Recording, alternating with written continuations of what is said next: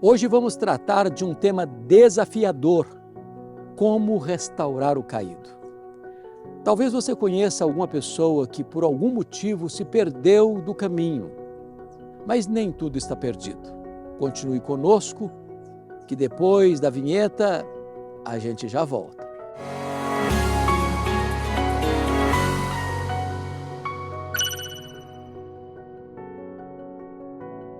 O apóstolo Pedro é um símbolo do homem inconstante.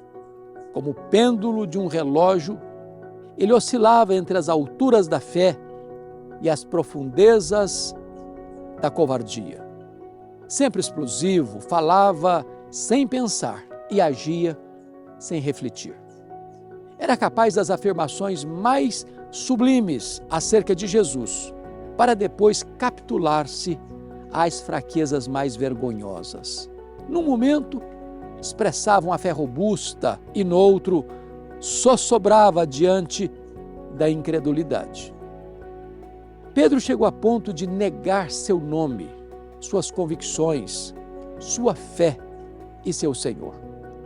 Ele desceu os degraus da queda ao julgar-se melhor do que seus condiscípulos, ao seguir a Jesus de longe, ao se inserir no meio daqueles que zombavam do Filho de Deus e ao negar repetidamente e até com impropérios que não conhecia Jesus. Pedro chegou a ponto de desistir de tudo.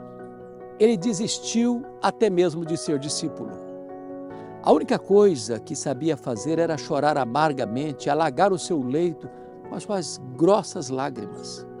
Mesmo Pedro tendo desistido de si mesmo, entretanto, Jesus não desistiu de Pedro.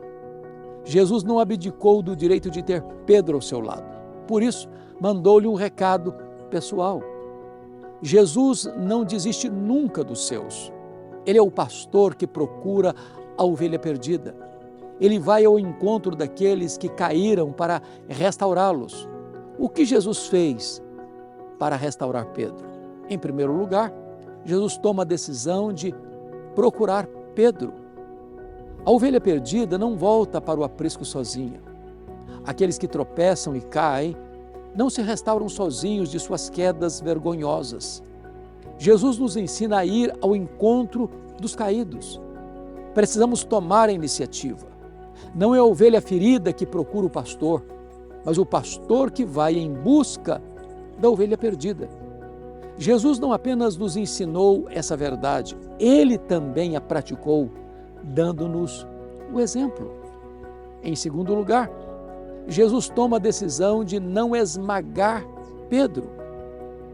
Talvez o que Pedro mais esperasse fosse uma reprimenda severa de Jesus.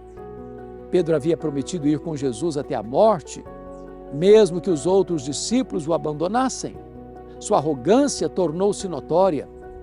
Pensando ser mais forte do que os outros, tornou-se mais fraco. Sua autoestima estava no pó. Ele se sentiu o pior dos homens. Jesus então vem a ele, não para esmagá-lo como uma cana quebrada. Ao contrário, prepara-lhe uma refeição, conversa com ele com discrição e faz-lhe perguntas endereçadas ao coração. Em terceiro lugar, Jesus toma a decisão de despertar o amor de Pedro. Em vez de confrontar Pedro, fazendo-o lembrar de suas vergonhosas quedas, Jesus toca de forma sensível no âmago do problema, perguntando a Pedro: Pedro, tu me amas? Quando Pedro caiu, seu eu estava sentado no trono de sua vida. Para Pedro se levantar, Jesus precisa estar no trono do seu coração. O amor é o maior dos mandamentos. O amor é o cumprimento da lei. O amor é a prova insofismável de que somos verdadeiros discípulos de Jesus. A condição única exigida a Pedro para voltar-se para Jesus e para reingressar no ministério era demonstrar seu amor a Jesus. Em quarto lugar, Jesus toma a decisão de curar as memórias de Pedro. Jesus preparou a cena para conversar com Pedro. A queda do apóstolo havia sido ao redor de uma fogueira. Jesus então arma na praia a mesma cena. Pedro havia negado Jesus 3 vezes em grau ascendente. Pedro negou, jurou e praguejou. Jesus então lhe fez 3 perguntas em grau ascendente. Jesus quer não apenas restaurar o coração de Pedro, mas também curar as suas memórias amargas. O Senhor se interessa não apenas pelas nossas convicções, mas também pelos nossos sentimentos. Em quinto lugar, Jesus toma a decisão de reingressar Pedro no ministério. Depois de restaurar Pedro, Jesus lhe deu uma ordem clara: apacenta os meus cordeiros, pastorei as minhas ovelhas, apacenta as minhas ovelhas. Jesus restaura não apenas a vida espiritual de Pedro, mas também o seu ministério como apóstolo e seu trabalho como pastor do rebanho.